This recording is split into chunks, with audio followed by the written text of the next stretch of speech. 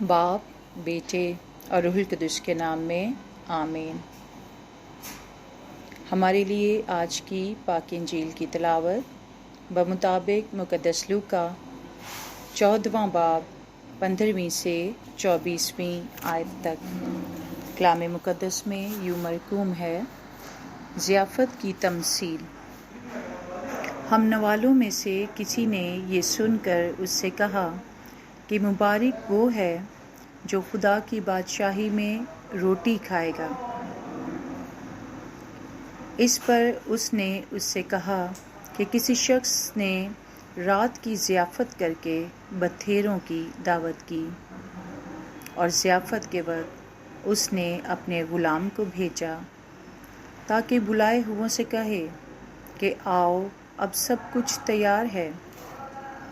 اس پر وہ سب مل کر عذر کرنے لگے۔ پہلے نے اس سے کہا کہ میں نے کھیت مول لیا ہے، ضرور ہے کہ جا کر اسے دیکھوں۔ میں عرض کرتا ہوں کہ مجھے معذور رکھ۔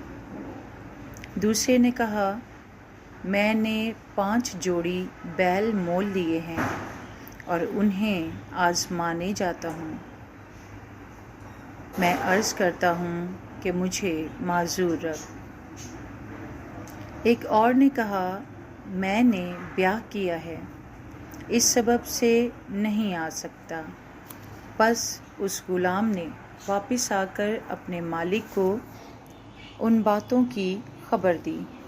تب گھر کے مالک نے غصے ہو کر اپنے غلام سے کہا، جلد شہر کے چوکوں گلیوں میں جا اور غریبوں اور لنچوں اور اندھوں اور لنگڑوں کو یہاں لا۔ غلام نے کہا، اے خداوند، جیسا تو نے فرمایا ویسا کیا گیا، تو بھی جگہ باقی ہے۔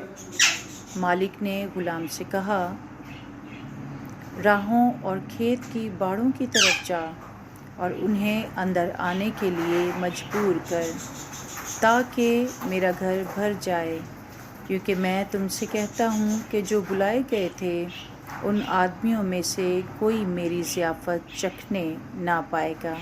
پاک کلام کے پڑھے اور سنے جانے پر خدا کی برکت ہو، خدا کا شکر ہو، آمین۔ باپ، بیٹے اور روح القدس کے نام میں آمین۔ مسیح میں میرے بزرگوں، بہنوں، بھائیوں اور پیارے بچوں، کراچی پاکستان سے شازیہ ٹیلس خداوند کی خدمت میں حاضر ہیں۔ آئیے آج کے کلام کو سمجھنے کی جسارت سے پہلے ہم اپنے خداوند سے حکمت و دانائی کی درخواست کریں۔ اے مہربان زندہ جلالی خداوند، تیرے اس خاص فضل کے لیے تیرے شکر گزار ہیں جس میں تو ہم ناچیزوں کو ہمیشہ چھپائے رکھتا ہے۔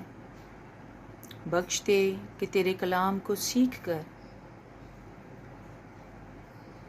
اپنی روشوں پر غور کریں اور دنیاوی فکر و تردد کو نہیں بلکہ اپنی زندگی میں تجھے اول درجہ دے کر تیرے نام کو جلال دیتے رہیں۔ مسیح ہمارے خداوند کے وسیلے، آمین۔ عزیزو، آج کی پاک تلاوت میں مسیح خداوند پھر ایک بار عاجزی، انکساری، حلیمی اور روح کی غربت کو اہمیت دیتے ہوئے ضیافت کی تمثیل پیش کرتے ہیں اور بار بار کراتے ہیں کہ خدا کی بادشاہت میں بلا تعصب شراکت ہوگی، یعنی بغیر امتیازی سلوک کے، جس میں کسی قسم کی طرفداری نہ ہوگی۔ یہ شراکت بلا امتیاز اور میرٹ پر ہوگی، یعنی جو بلائے گئے ہیں، جو چنیدہ ہیں، جو اول ہیں، ضروری نہیں کہ وہی بادشاہت کے وارث ہوں گے، بلکہ عام لوگ، غریب، دھتکارے ہوئے، ناچیز، لنگڑے، اندھے، رد کیے ہوئے، غرض کے ہر طرح کے پسے ہوئے لوگ، یعنی جنہیں ہم اپنی نظر میں کم تر گردانتے ہیں، ان سے تعلق رکھنا نہیں چاہتے، ان سے کنارہ کشی کرتے ہیں، اور اثر و رسوخ رکھنے والوں کو اپنی زندگیوں میں چاپلوسی اور خود غرضی اور لالچ کی بنا پر اہمیت دیتے ہیں۔ عزیزو، اس تمثیل میں ہمیں 3 بلاہٹوں کا ذکر ملتا ہے۔ پہلا بلاوا بلائے ہوئوں کے لیے ہے، لیکن 18ویں اور 19ویں آیت میں عیاں ہوتا ہے کہ وہ بہانے بنانے لگے اور انہوں نے اپنی امیری اور غرور میں ضیافت کو رد کیا، یعنی وہ دولت مند تھے اور انہوں نے ضیافت میں شامل ہونا حقیر جانا اور ضروری نہ سمجھا، اپنی بلاہٹ اور اہمیت کو نہ جانا۔ 20ویں آیت میں مرقوم ہے کہ تیسرے نے یہ عذر پیش کیا اور بہانہ بنایا کہ میں نے بیاہ کیا ہے، اسی سبب سے ضیافت میں شامل نہ ہوا۔ یہاں ہم سیکھتے ہیں کہ ازدواجی زندگی کسی کام میں رکاوٹ کا باعث نہیں ہوتی، بلکہ خدا کی طرف سے ایک خاص برکت ہے۔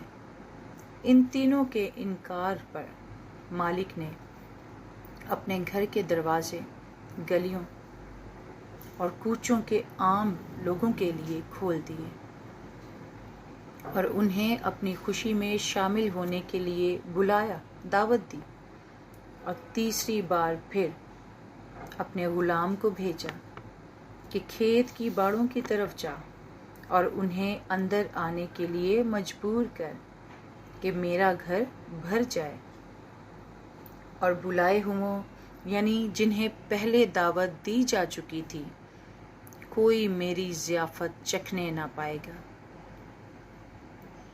عزیزو، یسوع مسیح کے دور میں یہودی اور یونانی اور رومی سماج نے ایسے لوگوں کو حقارت سے بدقسمت قرار دیا ہوا تھا اور ان سے کسی قسم کا تعلق نہ رکھنا چاہتے تھے، لیکن کلام مقدس کے ذریعے ہم پر یہ بات عیاں ہوتی ہے کہ انجام زمانہ میں ایسے لوگوں کی فہرست شامل ہے جن کے داخلے پر اس دنیا میں معامنت تھی۔